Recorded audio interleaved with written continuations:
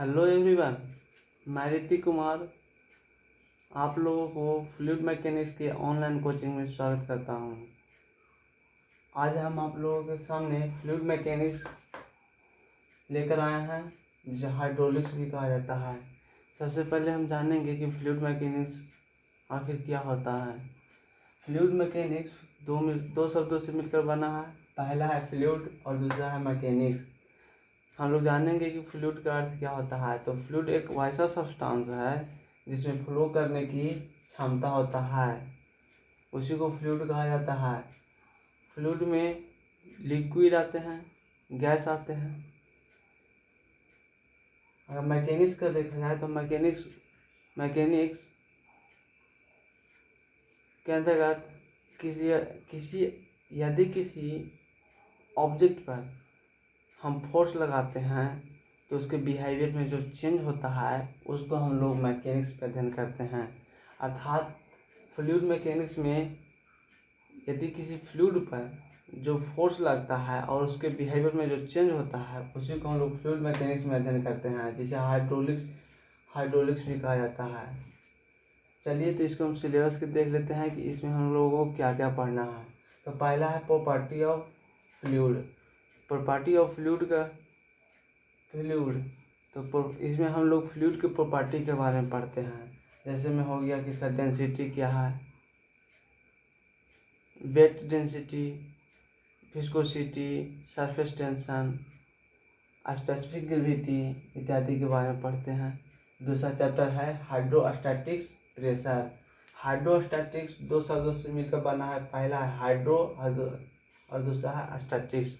Hydro का अर्थ होता है वाटर और स्टैटिक्स का अर्थ होता है रुका हुआ, अर्थात जिसमें स्टैटिक्स इसमें मोशन नहीं हुआ, ऐसा वाटर जिसमें मोशन नहीं हुआ। यदि हम उसका प्रेशर का अध्ययन करते हैं तो उसको हाइड्रोस्टैटिक्स प्रेशर में अध्ययन किया जाता है। इसको हम लोग पार्ट 2 में डिटेल्स में पढ़ेंगे।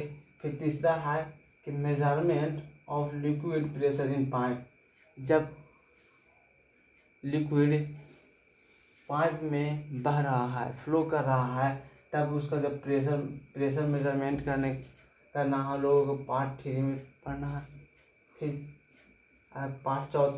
लेसन चौथा देखा जाए तो लेसन चौथा में हम लोगों को पढ़ना है फंडामेंटल ऑफ फ्लूइड फ्लो, अर्थात फ्लूइड का कौन सा फ्लो है, टर्बुलेंट फ्लो है या लीनियर फ्लो है, इसको हम लोग चौथा में देखेंगे। पाँचवा हम लोगों को पढ़ना है flow of liquid through pipe में लिक्विड किस प्रकार फ्लो करता है, जिसके बारे में पढ़ना है। उसके बाद पढ़ना है कि फ्लो थ्रू ओपन चैनल के द्वारा कैसे फ्लो करेगा लिक्विड, इसके बारे में पढ़ना है। और सातवां है हाइड्रोलिक मशीन में हम लोगों को मुख्यतः पंप के बारे में पढ़ना होता है। चलिए उसके बाद हम पहला चैप्टर स्टार्ट करते हैं, property of fluid.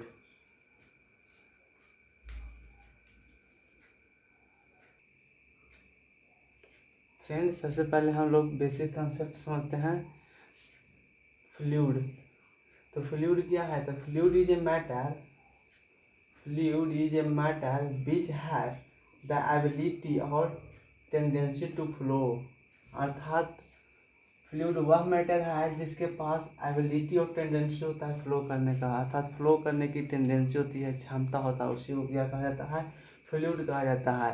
Fluid flow करने की टेंडेंसी। तो हम लोग सबसे पहले जानेंगे कि आखिर फ्लो क्या है। तो फ्लो है the relative change of position of liquid particle with respect to time, उसी को कहा जाता है फ्लो। अर्थात टाइम के रिस्पेक्ट में अगर फ्लूइड पार्टिकल का पोजीशन चेंज हो रहा है तो हम कहेंगे कि फ्लो हो रहा है, फ्लूइड कोई भी मैटर फ्लो हो रहा है। मान लीजिए कि सबसे पहले हम लोग ये एक्स एक्सिस हो गया और वाई एक्सिस हो गया। इसमें अगर हम टाइम देते हैं TIM टाइम, और इसमें फ्लूइड का जो पोजीशन है, फ्लूइड पार्टिकल्स का पोजीशन पोजीशन है। यदि T1 टाइम में फ्लूइड का पार्टिकल x1 पर है और T2 टाइम में फ्लूइड का पार्टिकल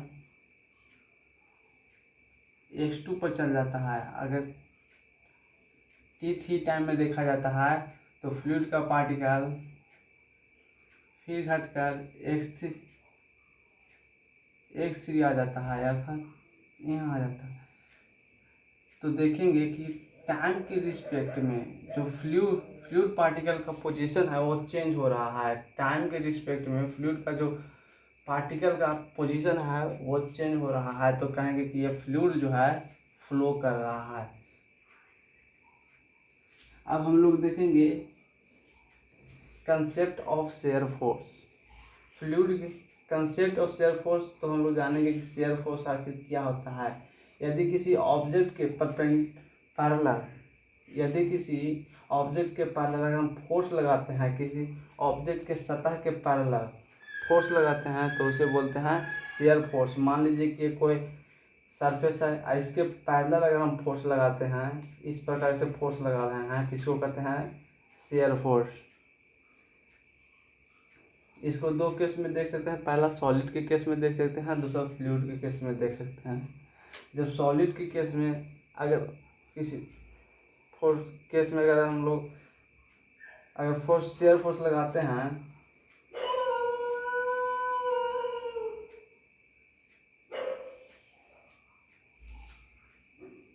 कि मान लीजिए कि ये ऑब्जेक्ट है, अगर इसके सरफेस के पैरेलल अगर फोर्स लगाते हैं अर्थात शेयर फोर्स लगाते हैं तो कुछ एंगल से टिल्ट हो जाता है, और ये फोर्स अगर कंटिन्यू अगर रखे भी तो इससे ज़्यादा टिल्ट नहीं हो पाता है। अगर देखा जाए तो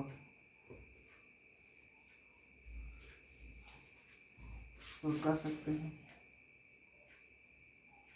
सबसे पहले तो हम इसका एक 3D को हम अगर 2D डायग्राम बनाते हैं, 2D डायग्राम बनाएंगे तो ए दिखेगा, बी दिखेगा। अगर इस फ्रंट से देख रहे हैं,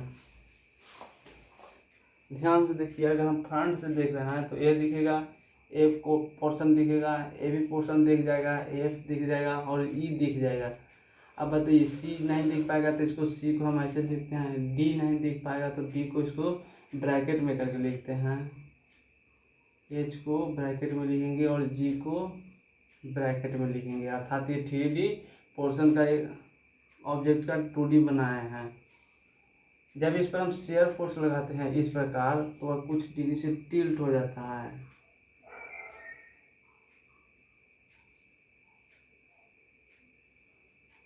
जिसको फाई से सूचित किया जाता है, और यह फाई क्या होता है तो कांस्टेंट होता है, कांस्टेंट होता है। यदि हम लगातार कितनों भी समय तक फोर्स लगाएं तो इससे फाई में कोई भी चेंज नहीं होता है, कांस्टेंट होता है। अर्थात d∅/dt 0 हो जाएगा, क्योंकि जानते हैं कि हम लोग कोई भी कांस्टेंट का डिफरेंशिएशन निकालते हैं तो 0 आता है। तो समझिए कांस्टेंट क्या है, तो कांस्टेंट एक शेयर स्ट्रेन है, जिसे डिफॉर्मेशन एंगल भी कह सकते हैं। अगर किसी फ्लूइड पर मान लीजिए कि ये फ्लूइड है और इस पर हम शेयर फोर्स लगाते हैं, मान लीजिए कि एक कोई कण है फ्लूइड का, इस पर हम अगर शेयर फोर्स लगाते हैं तो टाइम के रिस्पेक्ट में हमेशा डिफॉर्म होते रहता है। अगर T1 समय अगर फोर्स लगाते हैं, अगर T1 समय में देखा जाए तो ये कण यहाँ चलाएंगे,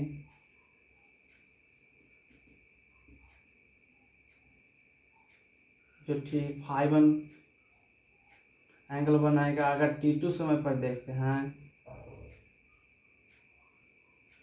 T1 अगर T2 समय पर देखेंगे तो Φ2 का एंगल बनाएगा। अगर T3 टाइम में अगर देखते हैं तो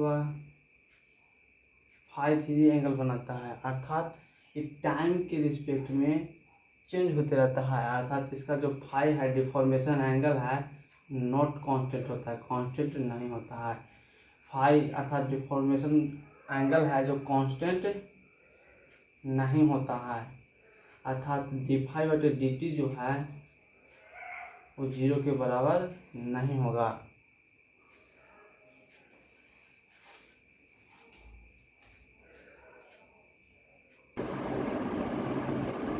चलिए दोस्त, हम लोग कंसेप्ट ऑफ शेयर स्ट्रेन को फिर से शेयर स्ट्रेन को देख लेते हैं फिर से in the case of solid के केस में देखते हैं। तो कहेंगे कि in the case of solid under the action of shear force layer of a solid get deform with respect to, इसका अर्थ होता है with respect to corresponding layer,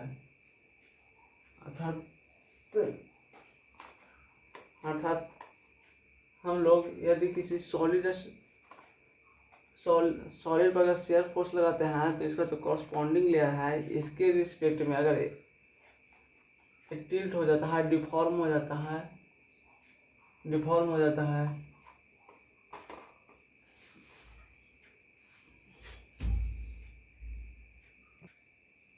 अर्थात सॉलिड के केस में जो ये डिफॉर्मेशन होता है वो क्या होता है, कांस्टेंट होता है,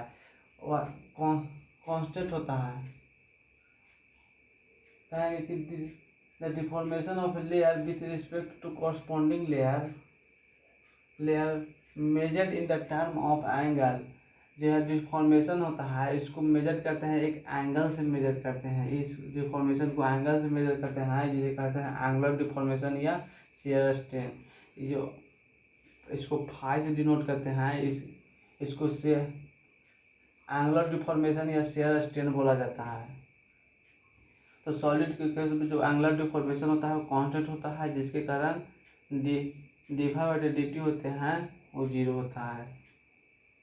फिर देखेंगे दूसरा केस है फ्लूइड के केस में है। In the case of fluid under the action of shear force, अर्थात शेयर फोर्स के उपस्थिति में fluid the layer of a fluid का layer gets continuously deform with respect to corresponding layer, इसका जो कॉरस्पॉन्डिंग लेयर है वो कंटिन्यूसली डिफॉर्म होने लगता है। एंड दिस कंटिन्यूस डिफॉर्मेशन, जिसका जो कंटिन्यूस डिफॉर्मेशन है उसी को फ्लो कहा जाता है।